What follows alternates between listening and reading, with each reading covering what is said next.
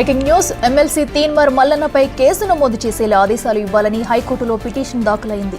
కొద్ది రోజుల క్రితం ఓ వర్గాన్ని ఉద్దేశించి తీన్మార్ మల్లన్న చేసిన వ్యాఖ్యలపై పోలీసులకు ఫిర్యాదు చేశాడు సిద్దిపేటకు చెందిన అరవింద్ రెడ్డి అనే లా స్టూడెంట్. కాగా పోలీసులు కేసు నమోదు చేయకపోవడంతో హైకోర్టును ఆశ్రయించాడు. దీంతో కేసు నమోదుపై పోలీసుల వివరణకు హైకోర్టు ఆదేశించింది.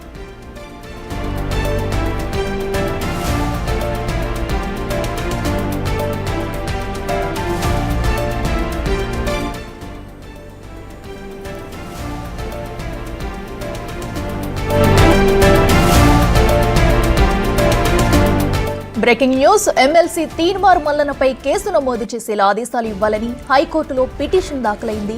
కొద్ది రోజుల క్రితం ఓ వర్గాన్ని ఉద్దేశించి తీన్మార్ మల్లన్న చేసిన వ్యాఖ్యలపై పోలీసులకు ఫిర్యాదు చేశాడు సిద్దిపేటకు చెందిన అరవింద్ రెడ్డి అనే లా స్టూడెంట్.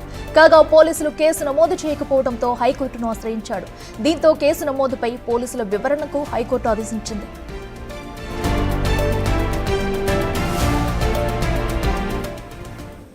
ఇదే అంశానికి సంబంధించి మరింత సమాచారం మా ప్రతినిధి రాణా అందిస్తారు. రాణా, చెప్పండి. అటు ఎమ్మెల్సీ తీన్మార్ మల్లన్నపై కూడా కేసు నమోదు చేయాలంటూ కూడా ఒక లా స్టూడెంట్ అయితే హైకోర్టును ఆశ్రయించారు. మరి ఇప్పుడు కేసు నమోదు చేసేందుకు కూడా సిద్ధమవుతుందా? అప్డేట్స్ ఏంటి? ఒక సామాజిక వర్గాన్ని ఉద్దేశిస్తూ ఆయన చేసినటువంటి వ్యాఖ్యలు ఆ సామాజిక వర్గాన్ని అవమానపరచడమే కాకుండా అస్థిరపరిచే విధంగా కూడా ఉన్నాయంటూ కూడా ఇవాళ హైకోర్టులో ఒక పిటిషన్ వేయడం జరిగింది. గతంలో కూడా పోలీసుల అధికారులకి అతనిపైన కేసు నమోదు చేయమని ఫిర్యాదు చేసినా కూడా వారు పట్టించుకోలేదు. ఇప్పటి వరకు కూడా ఎఫ్ఐఆర్ కూడా నమోదు చేయలేదని కూడా కోర్టుకి ఆయన విరమించడం జరిగింది. సో దీనిపైన విచారించినటువంటి హైకోర్టు పోలీసులకు ఫిర్యాదు చేస్తే ఎందుకు మీరు కేసు నమోదు చేయలేదు, వివరణ ఇవ్వాలంటూ కూడా హైకోర్టు చెప్పింది. పోలీసుల పైన ఆగ్రహం కూడా వ్యక్తం చేసిన నేపథ్యం పడుతుంది. దానికి ఒక టైం కూడా పెట్టింది. ఈ నెల 21 లోపల పూర్తి స్థాయిలో ఈ కేసుకు సంబంధించిన అంశంలో మీరు ఎందుకు ఎఫ్ఐఆర్ నమోదు చేయలేదు అనే దానిపైన ఒక వివరణ ఇవ్వాలంటూ కూడా హైకోర్టు సిద్దిపేట పోలీసులకి ఆదేశాలు జారీ చేసినటువంటి నేపథ్యం కనపడుతుంది. ఎందుకంటే ఈ అరవింద్ రెడ్డి లా స్టూడెంట్ గా పనిచేస్తున్నాడు. ఆ స్టూడెంట్ ఆ రోజు తీన్మార్ మల్లన్న ఒక బీసీ సభలో చేసినటువంటి వ్యాఖ్యలు అత్యంత జుగుప్సాకరంగా ఉన్నాయి, పైగా అవహేళనగా ఉన్నాయంటూ కూడా తన అభ్యంతరాల్ని ఆ రోజు ఆయన ఒక కంప్లైంట్ కాపీ రూపంలో పోలీసులకు ఫిర్యాదు చేస్తూ పట్టించుకోలేదంటూ కూడా తన మొత్తం అభ్యంతరాన్ని కూడా చెప్పినటువంటి నేపథ్యం కనపడుతుంది. అయితే ఈ నెల 2వ తారీఖున జరిగినటువంటి ఈ సభ గురించి ఇప్పుడు ఆల్మోస్ట్ ఇవాళ 7వ తారీఖు వరకు వచ్చింది. ఇప్పటివరకు ఎటువంటి చర్యలు తీసుకోలేదు కూడా అతను తన పిటిషన్ లో పేర్కొన్నారు. సో దీన్ని విన్నటువంటి హైకోర్టు పోలీసులకి 21 లోపల కూడా ఒక వివరణ ఇవ్వాలంటూ కూడా ఆదేశాలు జారీ చేసినటువంటి నేపథ్యం కనబడుతుంది. దాంతోపాటు సిద్దిపేట సిపి కానీ డీజీపీకి కానీ వీళ్ళకందరికీ కూడా నేను ఫోన్ చేసి ఫిర్యాదు చేసినా పట్టించుకోలేదని కూడా ఆయన పిటిషనర్ కోర్టు దృష్టికి తీసుకొచ్చారు. కాబట్టి పూర్తిగా వీళ్ళందరినీ కూడా సిపికి కూడా అతను ఆదేశాలు జారీ చేసినట్టుగా మనకు సమాచారం అవుతుంది. సో 21వ తారీఖు వీళ్ళు కౌంటర్ లో ఏమేస్తారో కూడా చూడాల్సిన అవసరం ఉంది. అయితే రానా, మరి అసలు కంప్లైంట్ చేసిన తర్వాత కేసు నమోదు చేయకపోవడాన్ని ఎలా చూడాలంటారు? అంటే దానికి సంబంధించి ఆ పోలీస్ అధికారులు ఏమన్నా ఆన్సర్ ఇచ్చారా? అదే దీనిపైనే ఉన్నత వివరణ ఇవ్వాలనేసి కూడా హైకోర్టు ఆదేశించింది.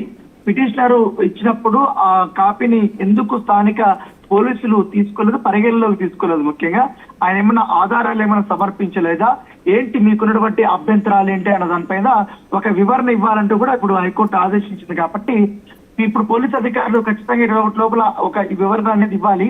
సో అది ఏమి ఇస్తారు కూడా ఒక ఆసక్తికరమైన పరిణామం. ఎందుకంటే ఇప్పుడు చింతపండు నవీన్ ఒక ఎమ్మెల్సీగా కూడా పనిచేస్తున్నాడు.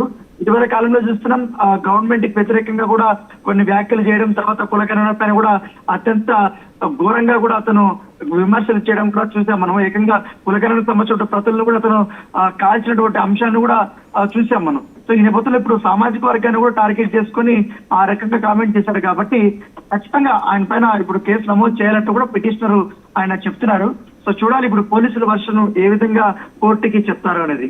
అయితే రానా, ఇప్పుడు ఆయన మల్లన్న చేసిన వ్యాఖ్యలకు ఇప్పుడు సొంత పార్టీ కూడా అటు అయితే విమర్శలు చేస్తున్నారు. దీనికి సంబంధించి కూడా మల్లన్న ఇప్పుడు అటు పార్టీకి సైతం ఏమైనా వివరణ ఇచ్చే అవకాశం ఉందనుకోవచ్చా?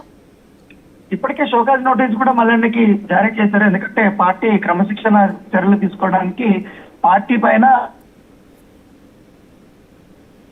చేసినటువంటి వ్యాఖ్యలు కానీ ఆ ప్రతుల మొత్తం ఆయన అదంతా కూడా కాల్చడానికి ప్రయత్నించడం కానీ ఇవన్నీ దీనిపైన ఖచ్చితంగా వివరణ ఇవ్వాలంటే పైగా ఇటీవల కాలంలో పార్టీకి వ్యతిరేక కార్యక్రమాలు కూడా చేస్తున్నారు కాబట్టి వాటికంతా కూడా వివరాలు ఇవ్వాలంటే కూడా ఇప్పటికే ఇటు క్రమశిక్షణ సంఘం కూడా చెప్పిన నేపథ్యంలో దానికి సంబంధించి ఇంకా సమాధానం అయితే ఇంకా ఇవ్వలేదు. ఈ నేపథ్యంలోనే ఈ సామాజిక వర్గాన్ని ఉద్దేశిస్తూ చేసినటువంటి ఈ వ్యాఖ్యల పైన ఇప్పుడు హైకోర్టులో ఇది పిటిషన్ ఉంది కాబట్టి సో చూడాలి నెక్స్ట్ పోలీసులు ఏం చెప్తారు, కేసు నమోదు చేస్తారా లేదా, లేకపోతే మరొకసారి పిటిషనర్ సిద్దిపేట పోలీసులను ఆశ్రయించి కేసు నమోదు చేయమని అడుగుతారా లేదని కూడా వేచి చూడాల్సిన అవసరం ఉంది.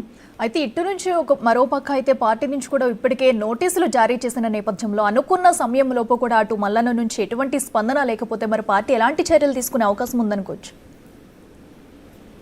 ఖచ్చితంగా పార్టీ నుంచి అతన్ని, ఎందుకంటే ఆశించిన సమయం ఇచ్చిన తర్వాత ఆయన కానీ సమాధానం ఇవ్వకపోతే, స్పందించకపోతే ఆబ్వియస్ గా పార్టీ నియమ నిబంధనల ప్రకారం పార్టీ నుండి సస్పెండ్ చేసే అవకాశాలు ఎక్కువగా ఉన్నాయి.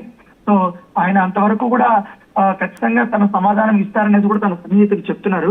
సో పార్టీలో మాత్రం ఖచ్చితంగా చాలా సీరియస్ గా ఉంది తీన్మార్ మల్లన్న పైన, ఆయన చేసినటువంటి వ్యాఖ్యల పైన, ఆయన వ్యవహార శైలి పైన కూడా కొంతమంది పై చేస్తున్నటువంటి ఆ టార్గెట్లు కానీ ఇవన్నీ కూడా పార్టీ కమాండ్ కూడా పూర్తి స్థాయి ఆగ్రహం ఉంది కాబట్టి ఖచ్చితంగా కఠినమైనటువంటి చర్యలే తీసుకుంటుంది పార్టీ అనేది కూడా ముందుకు భావిస్తున్నారు. సో దాని లోపల ఇప్పుడు ఈ కేసు కూడా బయటకు వస్తుంది కాబట్టి ఒకవేళ ఈ కేసు కానీ నమోదైతే మాత్రం ఖచ్చితంగా తీన్మార్ మల్లన్న పైన పోలీసులు కూడా అరెస్ట్ చేసే అవకాశాలు ఎక్కువగా ఉన్నాయని కూడా మనకు సమాచారం ఉంటుంది. Right Rana, thank you.